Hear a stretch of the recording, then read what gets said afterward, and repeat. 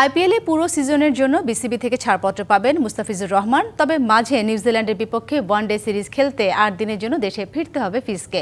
এমনটাই জানিয়েছেন cricket operation chairman Nazmul Abedin Fahim. ২০২৭ বিশ্বকাপের সরাসরি সমীকরণ ও ওয়ানডে সম্প্রতি টাইগারদের পারফরমেন্স আশানুরূপ না হয় এই ফরম্যাটে কাটার মাস্টারকে খেলাবে ক্রিকেট বোর্ড। 9,20,00,000 রুপি অর্থাৎ প্রায় 12.5 কোটি টাকায় মুস্তাফিজুর রহমানকে দলে ভিড়িয়েছে আইপিএলের দল কলকাতা নাইট রাইডার্স। এরপরই শঙ্কা জাগে ফিজ কি অংশ নিতে পারবেন আইপিএলে নাকি না। তবে সব শঙ্কার অবসান ঘটিয়ে ঘোষণা আসলো মুস্তাফিজের আইপিএল খেলার সময়সীমা নিয়ে। ক্রিকেট অপারেশনস চেয়ারম্যান জানান পুরো সিজনের জন্যই ছাড়পত্র পাবেন ফিজ, তবে মাঝে 8 দিনের জন্য আসতে হবে দেশে। মুস্তাফিজকে আমরা এনওসি দিয়েছি পুরো আইপিএলের জন্য, শুধু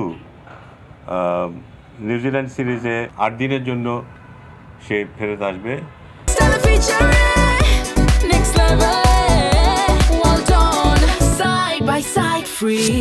ওডিআই সিরিজ খেলার জন্য নিউজিল্যান্ডের বিপক্ষে ওয়ানডে সিরিজ খেলতে দেশে ফিরতে হবে কাটার মাস্টারকে। তাই প্রশ্ন ওঠে মুস্তাফিজকে বাদ দিয়ে কেন একটা সিরিজে পরিকল্পনা সাজাতে পারবে না বিসিবি।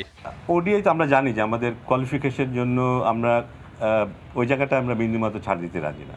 আমরা এখন যে জায়গাটাতে আছি, আমরা যদি নিরাপদ জায়গায় থাকতাম সেখানে হয়তো আমরা সেটা করতে পারতাম, কিন্তু আমরা সেই জায়গাটা নেই বলে এই সিদ্ধান্তটা নেওয়া।